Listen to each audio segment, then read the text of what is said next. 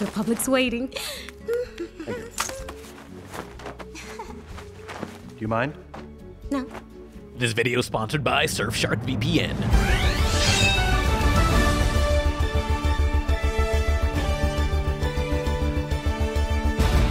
Again, this guy, Jeffrey Katzenberg. He's history's greatest monster! I'm tired of explaining who he is, so here's this.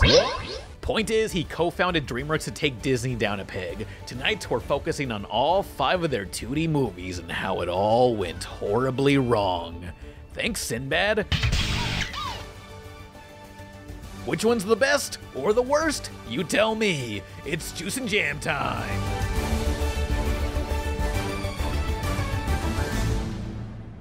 With this staff, you shall do my wonders.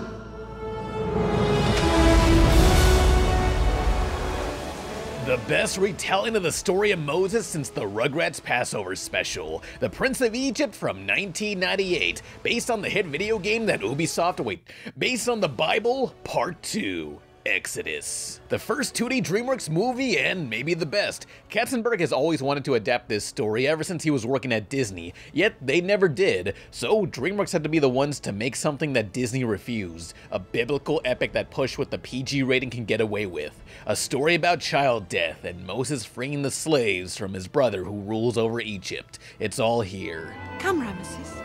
We will show Pharaoh your new baby brother, Moses.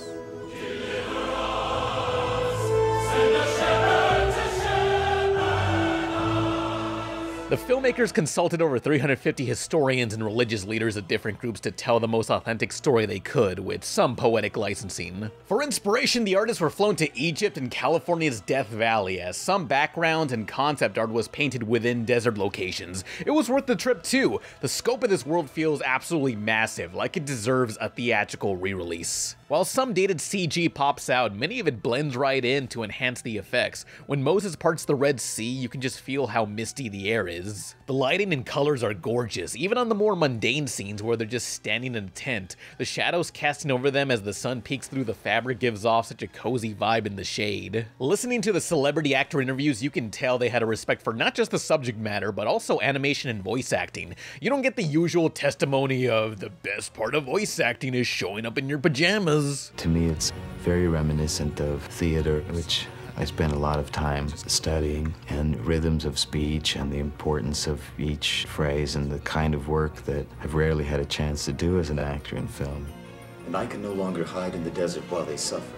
As big as this movie is, the conflict is simply about 2 brothers slowly realizing their bond is falling apart. Just through animation, you can see the pain in their faces. Moses' brother, Ramses, is a character that feels like he's not quite sure what he wants. Yeah, he's in the wrong, but there's that hope that he could change. He's far more complex than a typical villain. Ignoring the dated CG, I can see people feeling the story goes by too fast with some side characters needing more time, but I think the pacing was on point. That's the magic of moving a story along through musical numbers and montages. What was your favorite song? Because mine was Deliver Us and Playing with the Big Boys. Not a main villain song, but a henchman song. You're playing with the big boys now.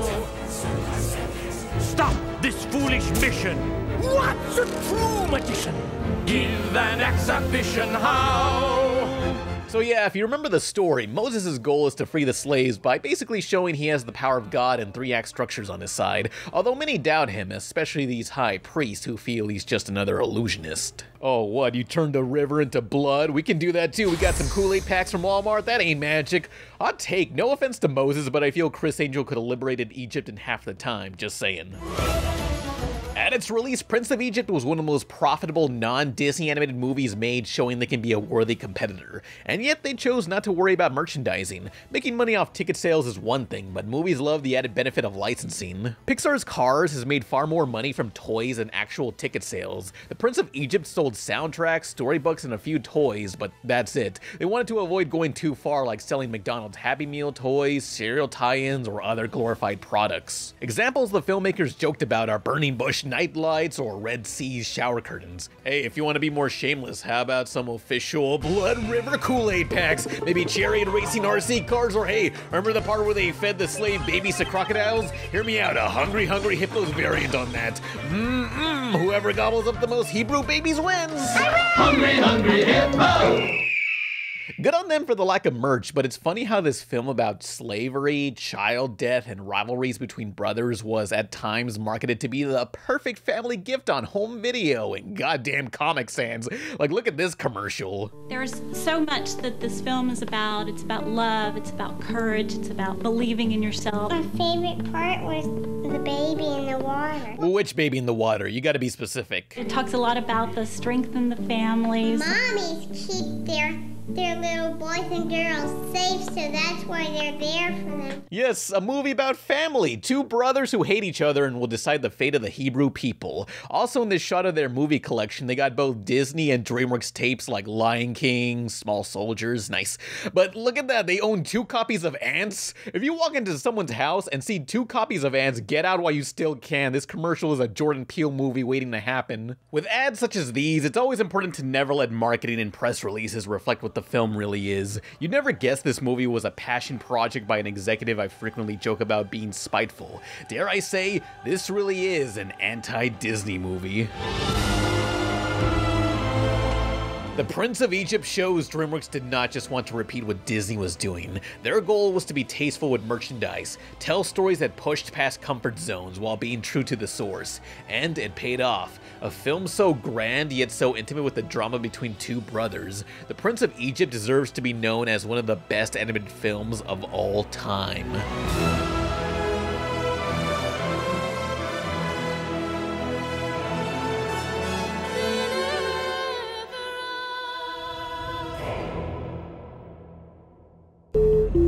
By the way, we'll be ranking these movies along the way.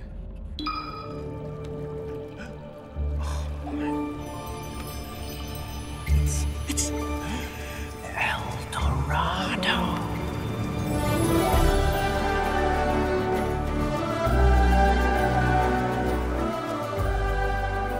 It's time to blow your load and hit the road to El Dorado from the year 2000, a movie I feel everybody has seen, everybody loves, yet when this came out it was a financial failure and critics were just meh about it. But over time this movie got way more popular, as it should. It's about 2 Spaniards in the 1500s captured by some conquistadors, namely the real-life historical figure Hernan Cortez on his way to commit mass genocide with guns and smallpox. Luckily our heroes escaped unharmed, though I can't say the same for the population Cortez met.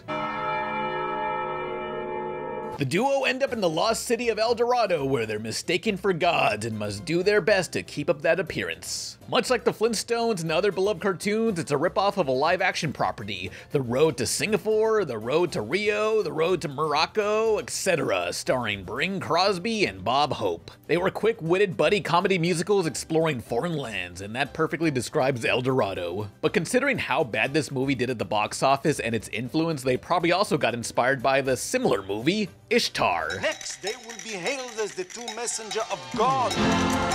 They were just a couple of songwriters who came to Ishtar to break into show business. At least now people can appreciate El Dorado, a comedy so snappy with dialogue that could only be done by actors recording in the same room, or at least it feels that way. And wow, is the animation so energetic. It's such a feel-good movie. On guard yourself. I will give you the honor of a quick and painless death.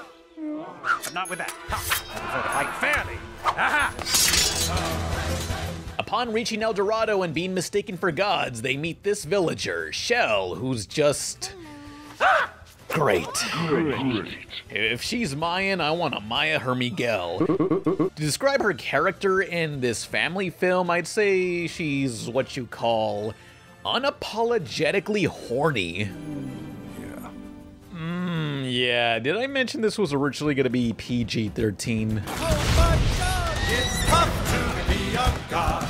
Bred where mortals have not trod. El El Dorado, the Lost City on Hold. That's what the crew called it as it went through 5 years of development hell. At first, Katzenberg wanted a more dramatic musical like The Lion King, but the directors Will Finn and David Silverman were aiming for a comedy. Tons of back and forth happened, and Will hated working on this film while doing his best to fix the script. A higher-up almost cut out the entire ballgame scene while Will wrote it back in. Eventually, those directors left, and then came in Eric Bergeron and Don Paul to direct, with Katzenberg assisting. This was in development at the same time as Prince of Egypt, so once that movie was finished, Katzenberg suddenly wanted a less serious movie to stand out, like how the first two directors wanted, and that's what we got. It's kinda like Disney's Emperor's New Groove, another comedy released in the year 2000, taking place in a Central/South American colony that was originally gonna be more serious. Where are you getting these ideas, Jeffrey? But don't blame me. I blame you. It was PG-13, but they toned it down to reach a broader audience. Some of those edgier elements stayed in, which kinda pissed off parents at the time. I mean, just look at Chell's concept art that was even more revealing. By the way, have you heard the director's commentary? And actually, early visual development actually had her in a bathtub, didn't they? Yeah. But actually, it was the first, when she introduced herself in the temple the first time, she used to get out of the pool, of the jacuzzi that was there, entirely naked, but always covered by some props in the background. That's right. Even toned down, Chell and the genocidal conquistadors really rub parents, historians, and journalists the wrong way. In context, this movie is kinda like making a goofball comedy about two Germans avoiding the Holocaust and finding a lost city of Jewish people. Well, style-wise, this too is my favorite, going from the dry cities of Spain to this saturated tropical empire. It was designed to be a mix of Aztec, Incan, and Mayan culture, but somehow this entire city remained hidden because nobody checked behind a waterfall that hides the entrance. Has nobody in this movie played a video game? Yes, I know it takes place in the 1500s, that's no excuse. Despite opening to a weekend with little competition and a strong marketing campaign, this was when audiences were losing interest in 2D, and maybe Dreamworks just didn't have a name brand quite yet. Looking at the commercials, all they could do was remind everyone that this film features Elton John, Tim Rice, and Hans Zimmer, the Oscar-winning team behind The Lion King. Elton John and lyricist Tim Rice, the Oscar-winning team from The Lion King. The Oscar-winning team from The Lion King. Reunited for the first time since The Lion King. I don't think Disney executives liked Elton working with the competition. Kill Elton John.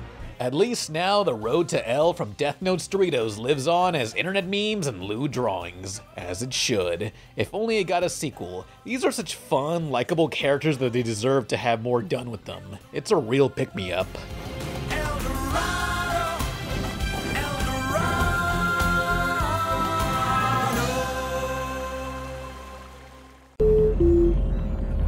And now, a word from our sponsor.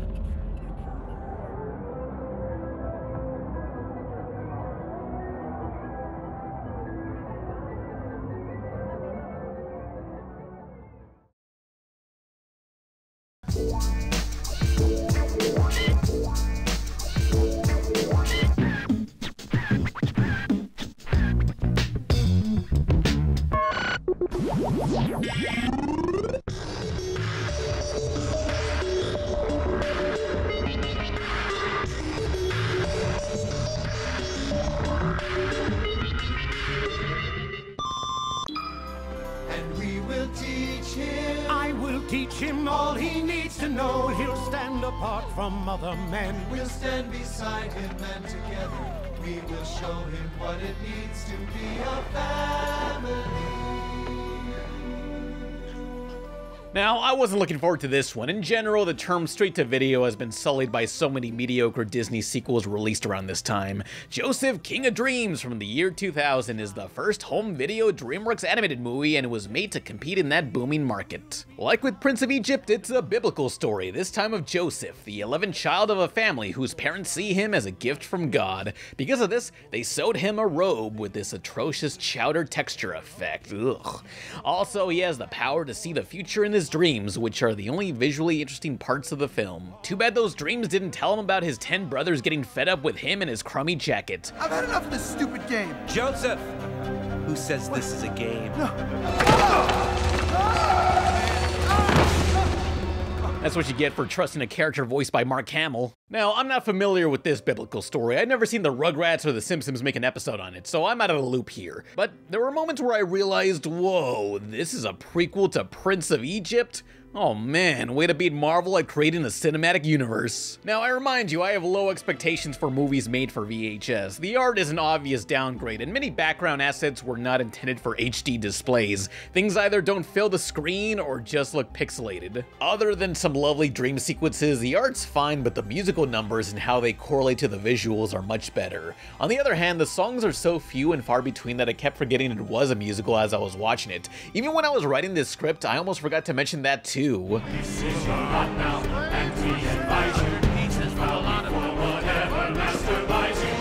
Feel the power here. So as a spiritual prequel to Prince of Egypt, themes of slavery is present, which is rightfully so portrayed to be a torturous experience. They still push that PG rating for about 5 minutes. Afterwards, the severity of the situation turns into a real whatever, like, yeah, slavery ain't so bad, you get a place to stay, some food, maybe you flirt with the master's wife or her nieces, just gotta do some chores. What the heck? The Prince of Egypt opens their film to the suffering of Moses' people, yet in Joseph you got this hokey-ass tune, making it seem like the whole empire's coming together to make Egypt the friendliest little town in the county. You're just a player in a much bigger plan. And still you have to give it all that you can. Man, if I wasn't banned from my mega church for suggesting an all-female Bible reboot would be a good idea, I know what I'd be playing during our Catholic karaoke night. The tone could not be any more different. Like, look at the Prince of Egypt's first few scenes.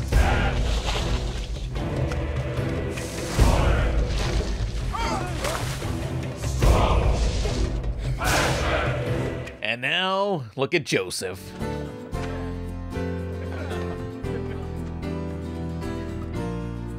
To a good year. And to your friend. You know, maybe slavery wasn't so bad after all. I could follow. Joseph, King of Dreams is a biblical tale I personally never seen done in other movies or cartoons, so it was all new to me, and I found myself engaged with the expanded universe origin story. While the art and music is fun, I really wanted to know what was going to happen next. Joseph's movie feels smaller in scale, so it's perfect for the home video market, but as of now, this was the last Dreamworks Bible adaptation. It's a shame we never got more, but I guess they don't offer much for merchandise and require a lot more research than the typical talking animal movie. I wouldn't watch Joseph, King of Dreams in theaters, but I'd say the VHS is worthy of being stolen from a CCD class. I'll take what answers you supply.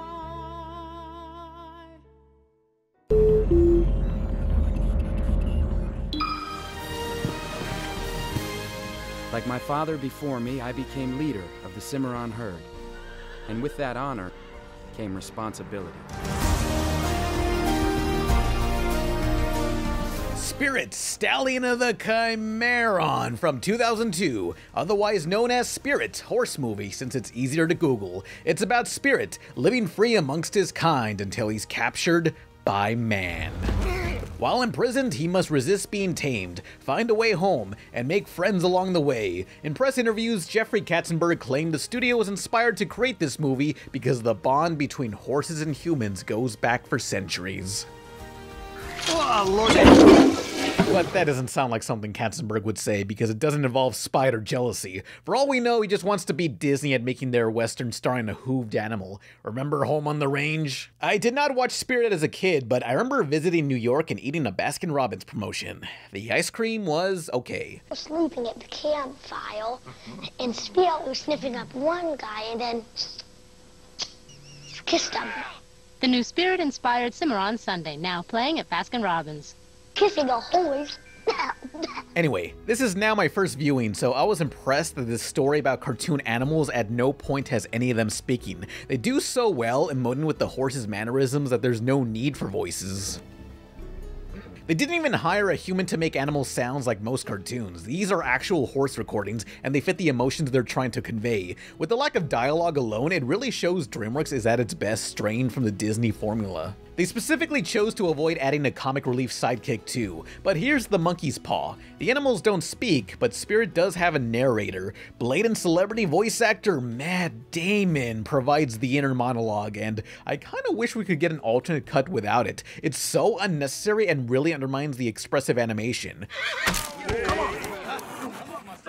I remember the first time I saw a rattler curled up in my path. This one didn't look like a rattler, but I was still thinking, snake. Oh, plus the soundtrack might be too corny for a lot of people. This is some primo DeviantArt AMV furry bait, and I'm taking it. Don't judge a thing till you know what's inside it. Don't push me, I'll fight it. Never gonna give it up, no. Other flaws include more jarring CG assets like these PS2 characters walking around. To the studio, they're treated like a high-tech selling point. It's not traditional anymore. It's not digital. So I've been calling it tradigital.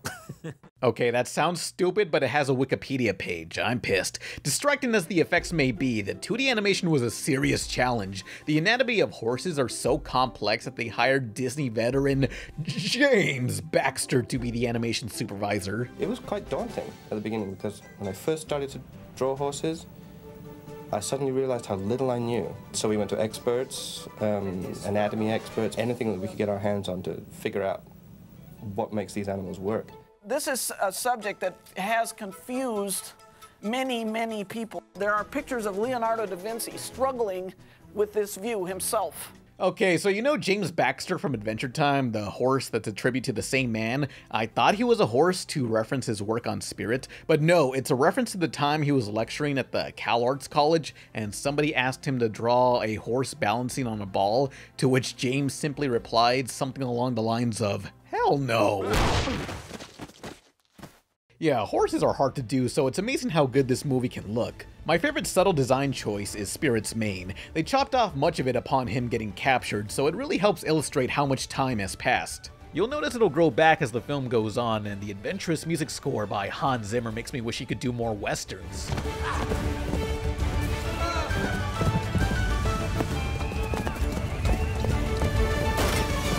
And this story is one of the most tragic moments in animation that no one ever talks about, yet it's real gut-wrenching.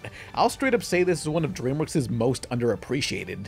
Although the ending is a little too clean-cut, especially if you know your history about railroads and how this movie is kind of brushing historically bad stuff under the rug. The ending should not be this happy. At the same time, a lot of reviewers didn't like how this film was another white people bad, Native Americans and the environment good type of film, which, considering the time this movie takes place, hey, let me read you this actual old review from the slant.com.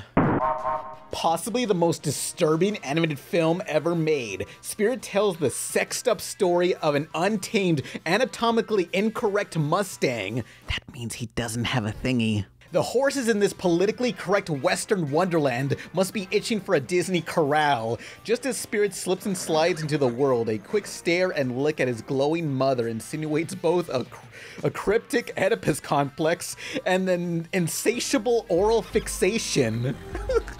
Once Spirit meets Little Creek, his Native American kindred spirit, this hokey tune for leftist thoughts posits an idyllic long-lost West tamed by what could easily be mistaken for Abraham Lincoln's animal incarnation. For a freedom fighter, Spirit is a hardcore traditionalist. Still, it's refreshing to hear Spirit acknowledge the pervasive sense of interspecial sexual energy with his Matt Damon voice.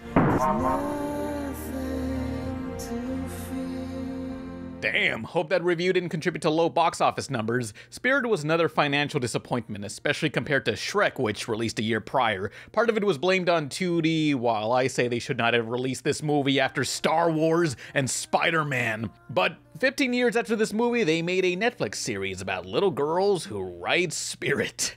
Is this its own continuity, or did he get captured again? I don't know, just appreciate the movie as is.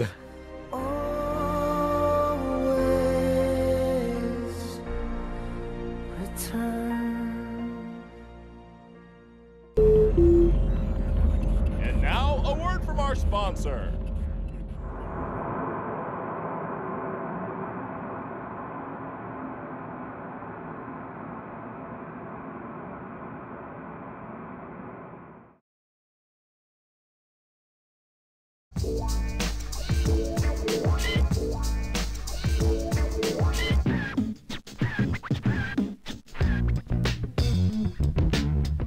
The following entertainment experience has been designated fantasy warning. Presentation has been reviewed for complete historical accuracy. Fight!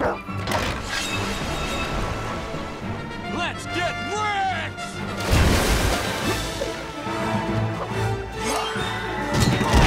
Well, here we are in 2003 with the final film on the list, Sinbad, Legend of the Seven Seas, starring Brad Pitt. A movie that was so much of a financial and critical failure that it nearly killed the studio and made the New York Post title it a review, "Animated Sinbad is so bad, it's the pits."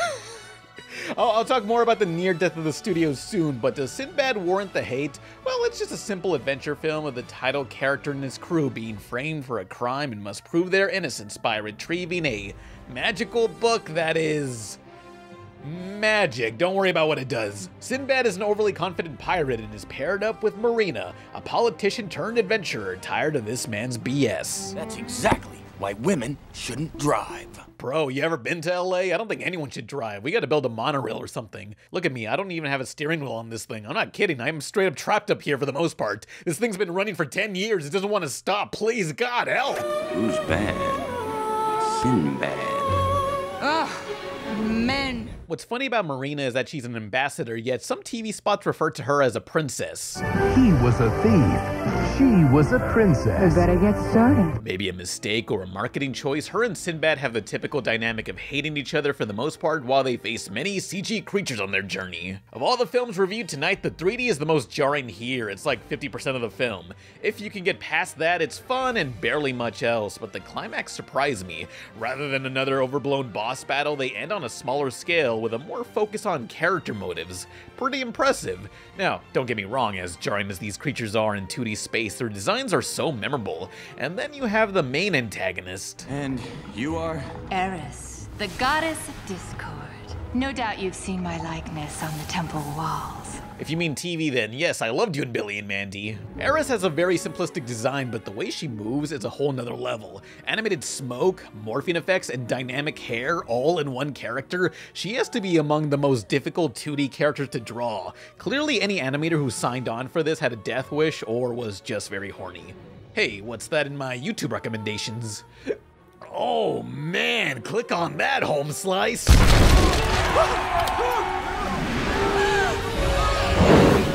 Now, of course, this movie's based on Sinbad the Sailor, a series of fables that goes back to the 14th century, very often in Middle Eastern cultures. There's been many adaptations, but back in 1992, Disney announced upcoming films based on Sinbad, Pocahontas, Homer's Odyssey, King of the Jungle, Swan Lake, Song of the Sea, and something called Silly Hillbillies on Mars. No idea what that is. Many of those never got made by Disney, but when Katzenberg left the studio to co-found Dreamworks, he brought along Sinbad and other unused ideas. 11 years after that announcement, Sinbad was made, but not without a forgotten controversy.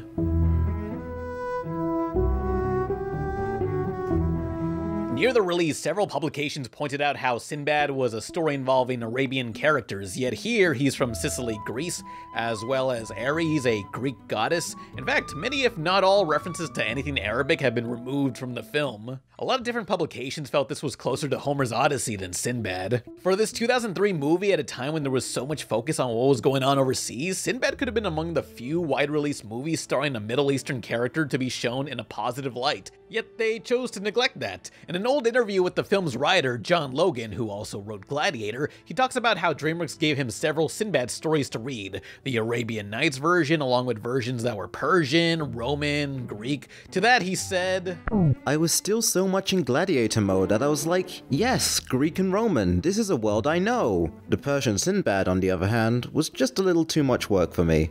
Seems like he wrote what he was already familiar with and may have been worried about portraying another culture badly, but that's odd considering how much research research Dreamworks did for the accuracy of Prince of Egypt. Also insulting was early into the film's production, a lecturer who often discusses Arabic portrayals in media, Jack G. Shaheen, wrote letters to Katzenberg requesting to be a consultant on the film like he was for Prince of Egypt. This was before the animation process had begun. No response to the letters were made until months before the film's release, where he was shown a near-completed cut.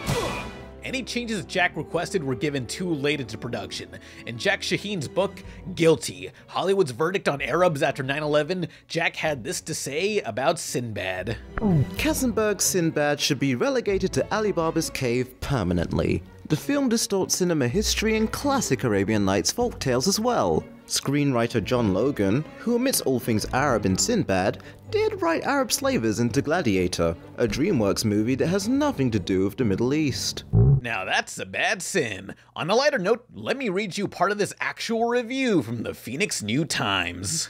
Speaking of queens, not since the Road to El Dorado has a studio cartoon played so unabashedly gay. Sinbad is sent out on his quest in order to save the life of his old friend, Prince Proteus, whom the too touchy Sinbad says he met during a sword fight. One presumes it wasn't at David Geffen's house. Who's David Geffen and what did he do exactly? There's copious attention given the hard, dangerously pointy nipples of Kale, a bare-chested first mate. Oh, get a shirt on before you poke someone's eye out. And there's a long, loving shot of Sinbad's partially revealed ass cheek. At least the movie doesn't skimp out on accurate portrayals of long voyages at sea in close quarters where men are men and women. What is with these reviews? It's a sick world we're living in. Sick people. Anyway, to rank Sinbad, I'd probably say it's amongst the weakest of the 2D films, but even in that lower tier, it's still a fun action movie. Maybe it could have done better had it not released in the middle of summer between Finding Nemo and Pirates of the Caribbean. It does not deserve to be remembered for losing $125 million, which nearly bankrupted Dreamworks. Not just the animation department, but live action too. In just 6 years of releasing films, Dreamworks almost went under, so something had to change. Their biggest box office hit was Shrek 1, so if they wanted to remain afloat, they had to repeat the formula. CG, in-your-face attitudes with some pulp culture humor. 2D was outdated and that's where theaters are now. But I always say, CG is no longer impressive, it's just standard. Someday, one of the bigger studios are gonna try 2D again. While the Disney live-action remakes are hated by many animation fans, they make a lot of money, and I feel it shows the nostalgia for that 90s era of animation has really grown amongst the mainstream. Maybe that's a sign people are ready for more 2D.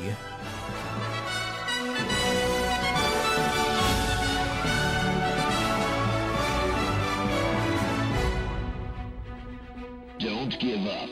Challenge again. From Dreamworks Pictures, prepare yourself for power. I will not be the weak link. For destiny. Things cannot be as they were. For miracles. Now is the time for the story that changed the world forever. The Prince of Egypt, rated PG, starts Friday, December 18th. I still don't believe it. I think I'm gonna wake up in about 2 seconds.